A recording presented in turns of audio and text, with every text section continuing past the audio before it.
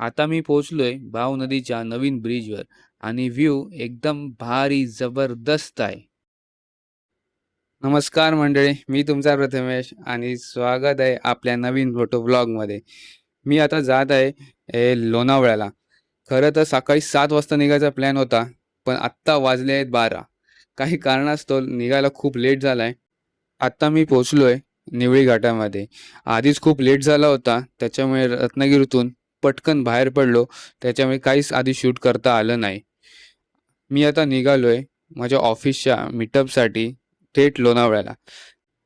लोणावळ्याला तर मी 2-3 वेळा जाऊन आलोय, पण बाईकने मी फर्स्ट टाईमच जातोय. बघूया हा एक्सपिरियन्स आता कसा राहतोय. लोणावळा ट्रिपचा 3 दिवसांचा प्लॅन आहे. 2 दिवस आपण लोणावळ्यात असणार आहोत आणि मग रिटर्न. जमलं तर पुण्यात जाऊन पण यायचं प्लॅनमध्ये आहे. बघू, शक्य झालं तर जाऊन पण येईन. हा निवळी घाट माझ्यासाठी काही नवीन नाही आहे. ऑलमोस्ट 3 वर्ष याच रस्त्यावरून प्रवास केला आहे. तेव्हा फक्त बसने जात येत होतो आणि आता स्वतःच्या बाईकवर. जुन्या रोडवर खूप सारे टर्न होते. मस्त मोठी-मोठी झाडं होती, सावली भेटायची आणि माझ्या कॉलेजच्या आठवणी पण होत्या.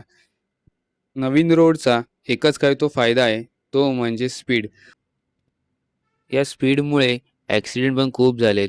या स्पॉटवर मागच्या एक 2-3 महिन्यात खूप सारे ॲक्सिडेंट झालेत. माझ्या माहितीत तरी 5-6 आहेत. त्यापेक्षा तर नक्कीच जास्त असणार आहेत.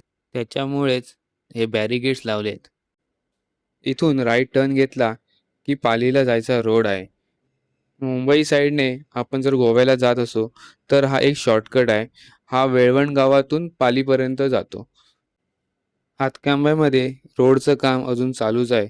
त्याच्यामुळे कधी-कधी खूप ट्रॅफिक होतं. त्यावेळी हा रोड नक्कीच बेस्ट ऑप्शन आहे. आता आपण ऑलमोस्ट पोहोचत आलो आहोत भावनदी ब्रिजवर. इथून राईट टर्न घेतला की देवरुखला जाता येतं.